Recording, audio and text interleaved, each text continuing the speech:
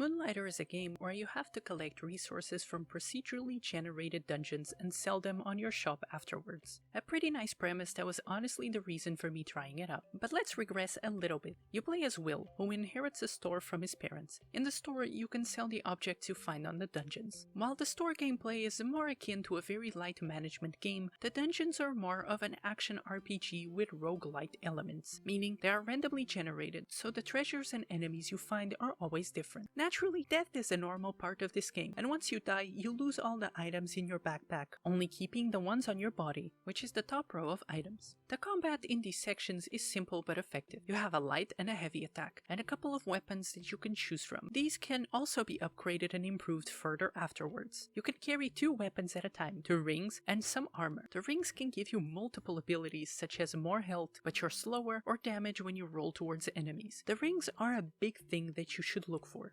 Honestly, they are a game changer, making difficult areas into complete jokes. Well, maybe that's a bit too exaggerated, but it does make things significantly easier. As mentioned before, you can also dodge enemies. Doing so will make you dodge any damage. Other than collecting resources for the store and upgrades, your objective is to reach the 3rd level of the dungeon and beat the big bad boss of it.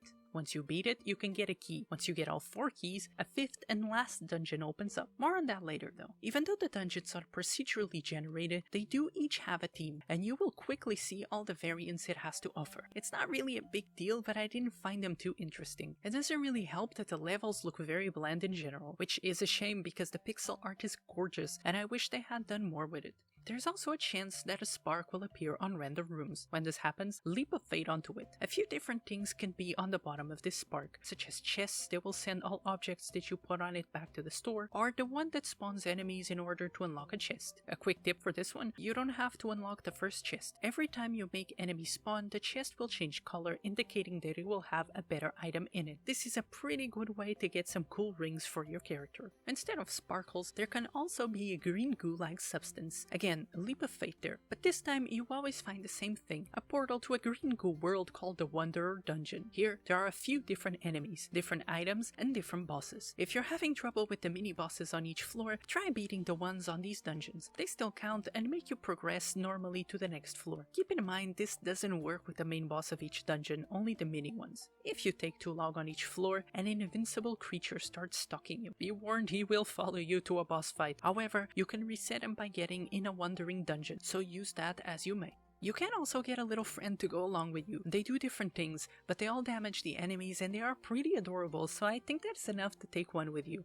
As I said before, this is just one side of Moonlighter. The other one is the shopkeeping and the upgrades. During daytime, you can open up the shop and sell the items that you collected from the dungeons. You have to adjust your prices accordingly to how the customer reacts. Sell too low and you're losing money. Sell too high and the customers won't buy, and if it happens twice, they will leave the store. Sometimes robbers can also show up, and when that happens, make sure to tackle them as if you were a wrestling star. The birds get some too sometimes. Some people will also ask you to get them certain items in exchange for money. These serve as quests, and I didn't really like doing them, so I never accepted them after the initial one. I didn't find the money worth it compared to selling the items myself. This is not the only thing you can do in the village though. The village and the store both require upgrades. Of course, to get these you must spend money. Once you unlock it, you can also create, upgrade, and enchant your weapons and armor. These require not only money but also resources, which are the same thing that you sell on your store. This could become very tedious, but the game develops and hands you good stuff quick enough so it never gets boring. No dungeon ever overstays its welcome or is too hard as long as you keep up with the natural progression of your weapons and armor. All of this is accompanied by some soothing and catchy music that perfectly fits the game. Some songs are so perfect that honestly they feel like sound effects that would have hurt the game considerably if they were gone. There was a few times where the sound effects bugged out, and I don't know if it's broken or not, but sometimes the enemy AI is not so great, to the point where you can shoot them from afar and they just stand there and take it. Once you have all 4 keys, you can go into the 5th portal. In the 5th portal, you find out that a bunch of space pirates were stuck on the portal and all starved to death.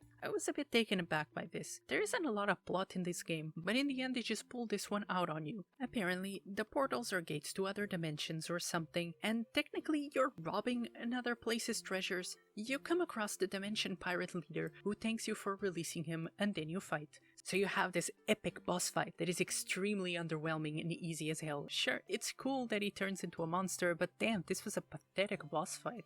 Meanwhile, the Dimension Police shows up, threatens everyone, and then they decide, you know what? You did get rid of the pirate dude, so we will pretend you aren't a criminal for robbing from the portals. The dialogue is amusing, but the ending was very weak, both the fight and the conclusion. If you have the DLC after the credits, the game carries on a while after. The Dimension Police want your help taking care of another portal that opened up. This is more akin to the Wanderer dungeons and is basically one big dungeon with 10 levels. You can unlock some shortcuts by paying new merchants inside of the dungeon with cursed items and the new currency of slime that you get by killing enemies. Every 2 levels a boss fight is waiting for you. These are just as fun as the main game ones, with the last 2 being standouts. This DLC also adds new enemies, new armor, new weapons, new customers, a new store upgrade, and new rings. It's a really good DLC that actually has a much better ending than the main game. Well, at least the fight and payoff of it. The actual ending is just as bland. This DLC also introduces customers that will ask you for items in exchange for other items. So they will have 2 rocks and they want 5 feathers out of you and you can bargain with them. It's a good way of getting some of the specific items that are needed for the new weapons. So what did we learn about Moonlighter? That it's a pretty good game with an excellent premise and execution. I couldn't put it down until I finished it, and isn't that the best compliment you can give a game? I truly hope this was a success for Digital Sun, and I can't wait for their next project. And with that, I'm finished with this video. Thank you so much for watching. Make sure to subscribe and like, and hope to see you next time.